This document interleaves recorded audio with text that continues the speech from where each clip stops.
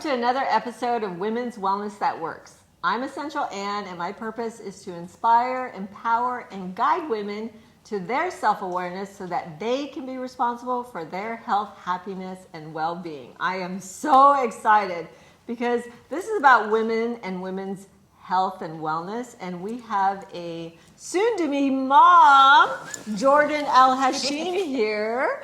Thank you so much for being here. Thank you for having me, Yes. Ann. And so let me ask you a question. How do you feel right now? Honestly, okay, so what everyone says about pregnancy, I haven't experienced. I feel bad because people when you get pregnant, people start telling you their experiences. Exactly. And women, it's a collective, like a community comes out of nowhere. And so you don't, that's something that people don't really tell you.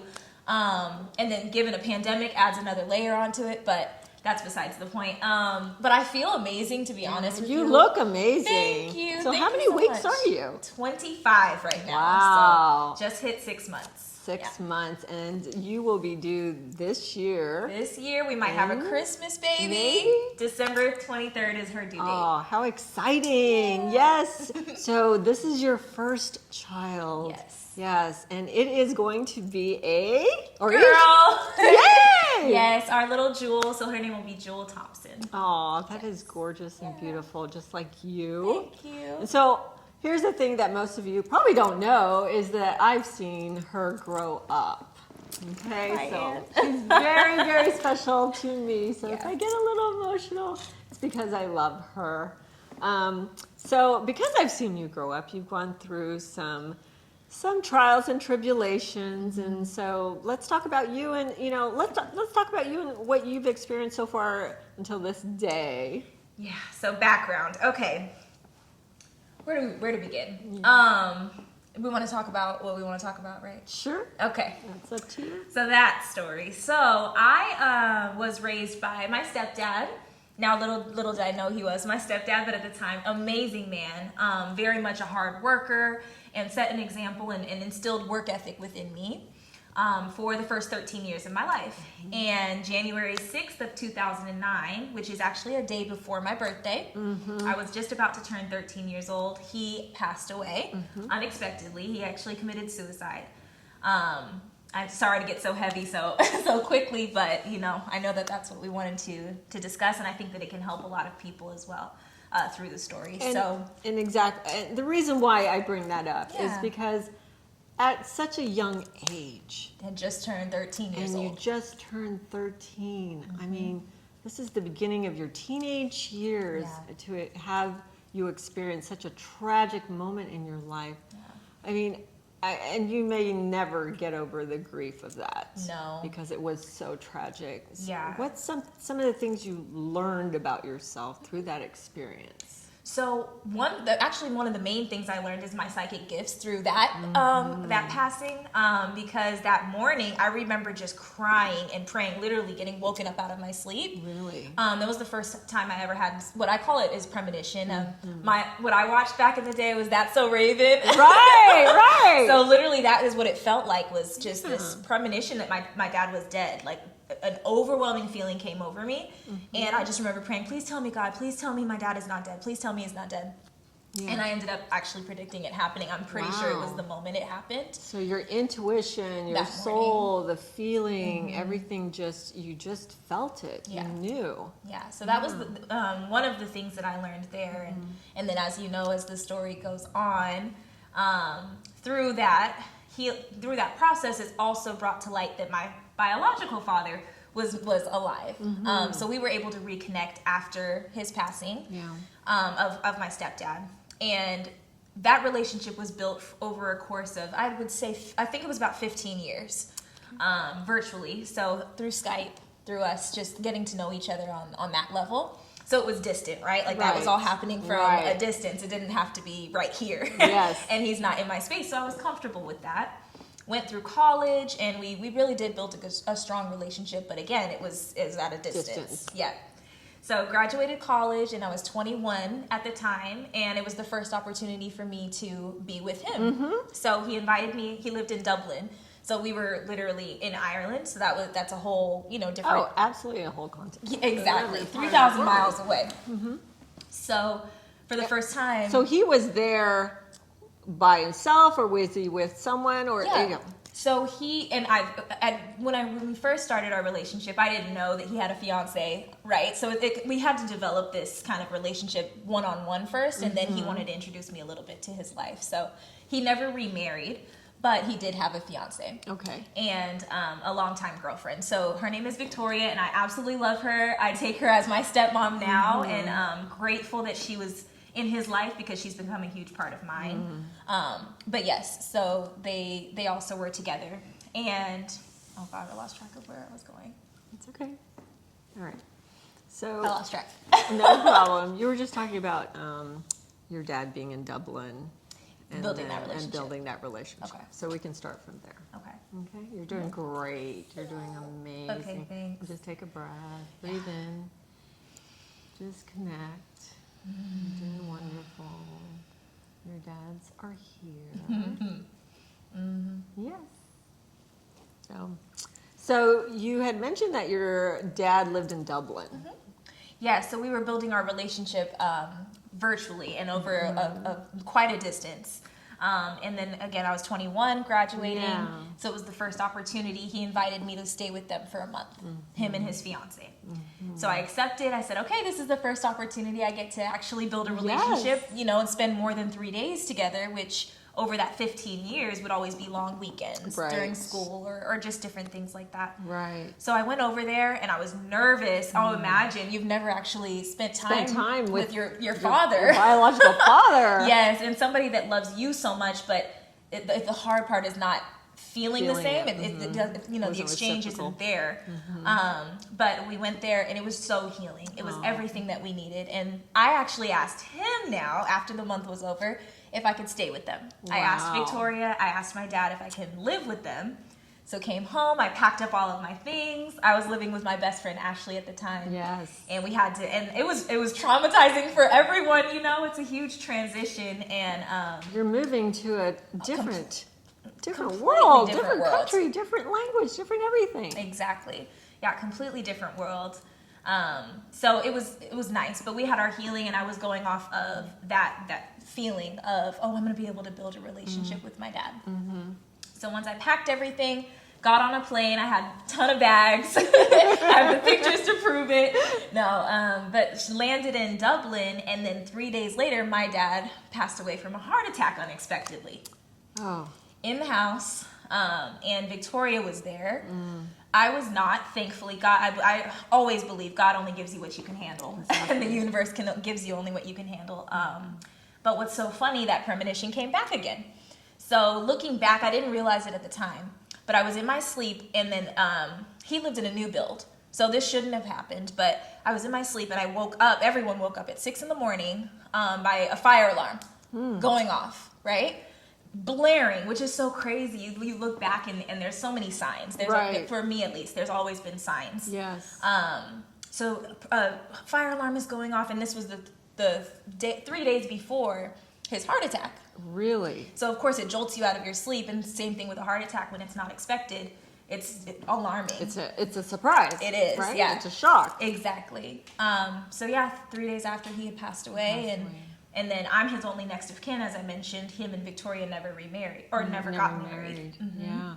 But yeah. So what? Having So you've now lost a stepfather earlier at a young age, and 13. then as you are an adult, you lose your biological father, and then you go through the whole grieving process again, but on a different level. Time by myself. By yourself. This time by myself in a foreign country. I don't know their laws. I'm the only next of kin, which means it's now my responsibility to deal with everything. Right. And I'm 22 at the time, and brand new in a new country. So yes, it was a lot. Only on a work visa, so there was so many elements. And that's overwhelming for anyone at any age, but especially someone as young as you were, and then with the history. Exactly. So, what did you? Well, obviously you're grieving, but now that you've lost 2 male figures in your life, what would you tell your daughter about those 2 fathers that you? what would I tell her about them? Oh, don't get me to cry, Ann. I wasn't expecting that question. Oh my gosh. What I would tell them about father figures in general is hold on to them. And any woman out there who has their father in their life, whether present, whether not, because I know it's societally, you know, fathers are here, fathers are not in different cultures. Fathers are here, fathers are not for whatever reason.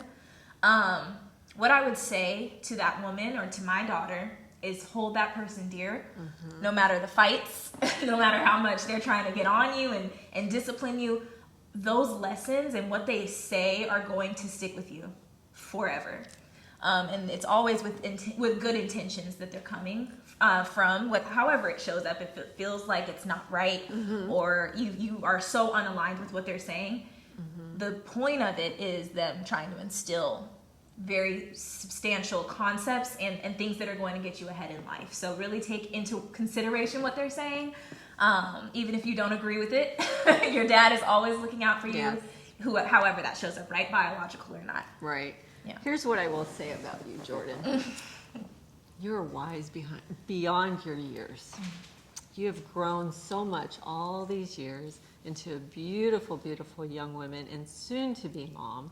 So let's change the energy a little bit and let's talk about you and being a mom. Yes. What are you excited about to be a mom? Well, first of all, it's unexpected. I think that people, when you have your first child, like it definitely comes unexpected.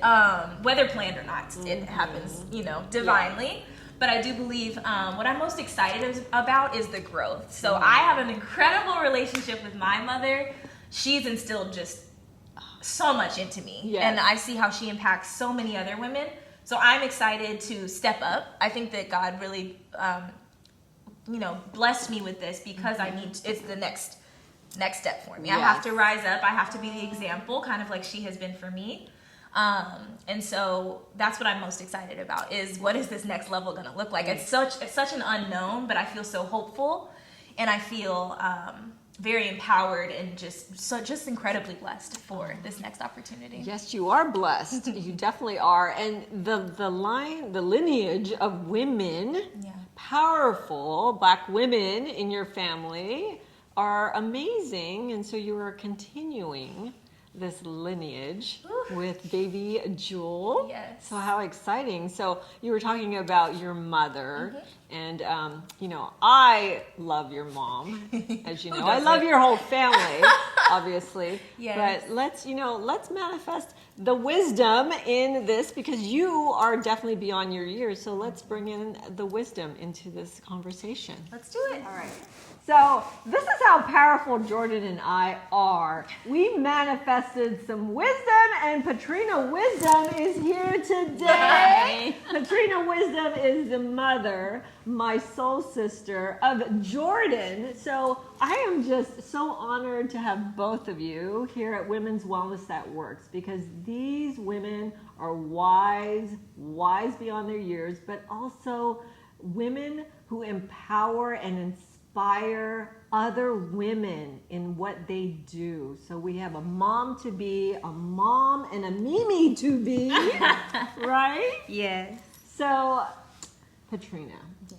Now, some of you have heard me say Patrina's name over and over again on some other episodes, and the reason is because we've known each other for a long time. Yeah, for 13 going on years. 13 years. Yes, and I've seen your children grow up, and I'm part of the family, and all of that, but what have you learned about, one, being a mom, and then now soon to be Mimi, because, my gosh, you're continuing again the lineage and the legacy. I'm really excited, and I wasn't when I first found out. Let's be clear. She wasn't. I was quite shocked. I wasn't like upset, but I just was shocked. I wasn't ready, and immediately when she told me she was pregnant, the first thing I thought was, oh shit, I need to hurry up and get my goals, right? Like, I got to create this generational wealth even faster now so that I can provide and create that legacy for my now grandchild, right? So I had to soak that one in for a couple weeks. But now it's so interesting because my mom was just here this past weekend when we did her baby shower. Her, Yeah, by the way, 3 Moroccan- generations. Yes. Moroccan style baby shower, 3 generations of amazing queens. Lost Yeah. my damn mind, pretty much. Went way over the top. But anywho, I digress on that. But my mom actually made the comment. She's like, you know, I'm really impressed with how well you're adapting and just embracing your role as grandma.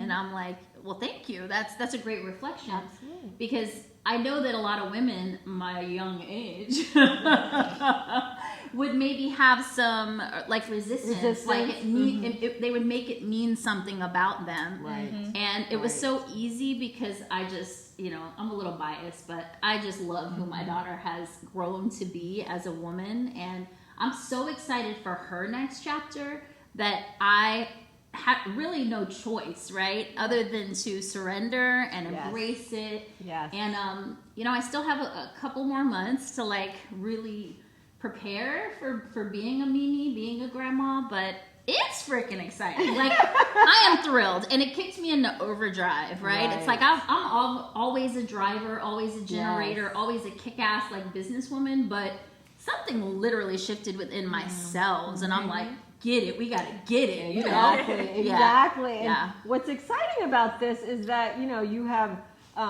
3 generations, soon to be 4, coming into this world, and, you know, the inspiration that you all have and the love that you have for each other is what inspires me as a mom and as a woman. Well, what is the, you know, what allows you all to just connect and just love each other? Because you're just such a big, I mean, your family has grown tremendously in the last few years. So We're always adding. Exactly. We're always adding soul family, now right? we got Josh Yes. in the picture, right? Yes. And then Keely and Kylie. So what is it that bonds you all together? What is that? I'm gonna let you take this one first. Yeah, I think that it's just the openness, truly. I think that it's just the tradition of our doors are open. We will love up on you no matter what. I personally think that's what it is. And I think that's what attracts, because even within ourselves and in our family dynamic, we're open, like you just say what it is, right? There's no weird corners or doors that you don't enter. And there's you know. no filters either. No filters.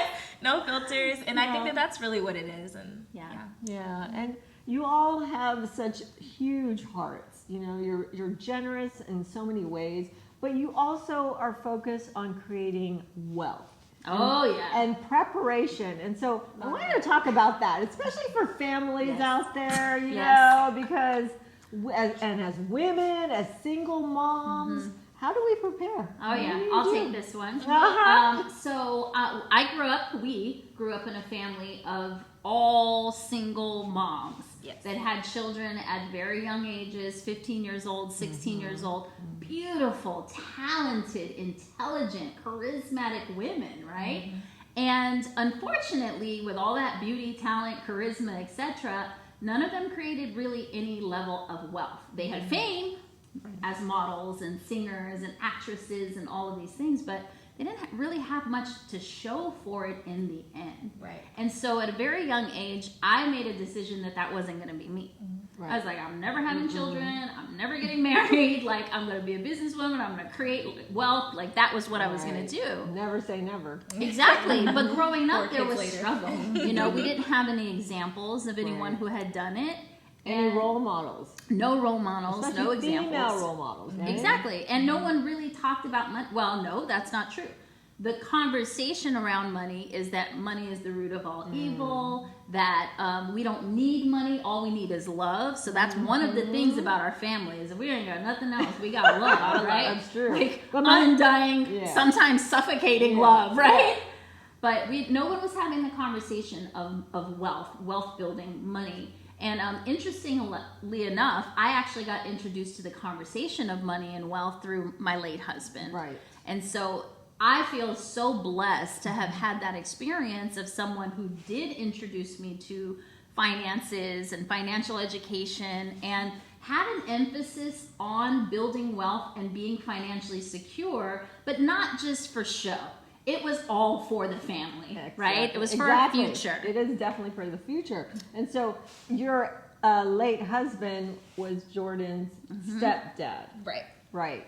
Although So we that never whole- used step until after he passed. After. Yeah. Yeah, Right. we don't believe in Right, steps. right. I have a bonus daughter. Bonus, She has a bonus dad, Bonus or had dad. a bonus dad. Yeah. Yes, so it's an addition to is what we want to say. Exactly. right?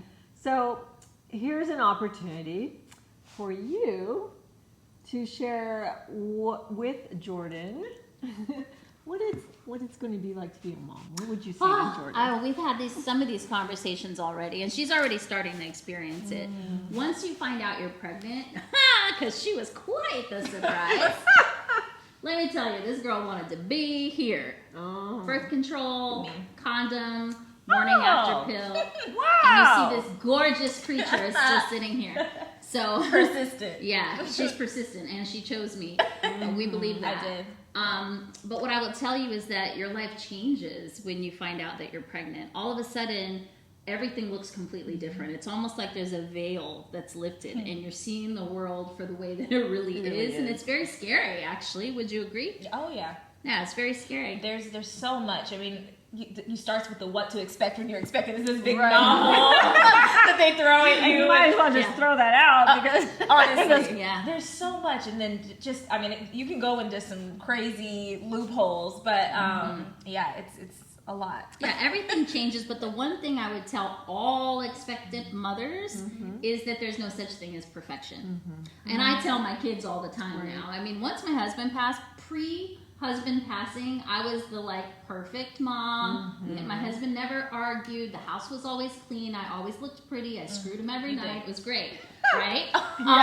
Like total Stedford House wife, right? Right. But post husband passing, reality really kicked in, and I sat my kids down and we had a conversation. And I was like, "Hey, listen, this is a team effort. We need to work together. I'm gonna need y'all to have some more responsibility." Yeah. And I just had to accept the fact that there is no such thing as perfect, and I tell them all the time, mom's not perfect. I love you. I'm doing the best that I can. Yeah. And I am the one who has your best interest at heart. And you're going to always have something you're pissed off at me about, Right. and I'm okay with that. Right. And as the child experiencing that, I did see the contrast. It was a very Stark. clear contrast before and then, who you are now. But it's nice to have the reflection, seeing the well-rounded, the whole circle, it come full circle, that yes, you can be this, and this is kind of what society was showing, but then on the flip side of it, when you choose you, everything still comes. Yeah. So I know that that's something I've witnessed Well, it's a from situation where we never had any examples of what marriage was supposed to look look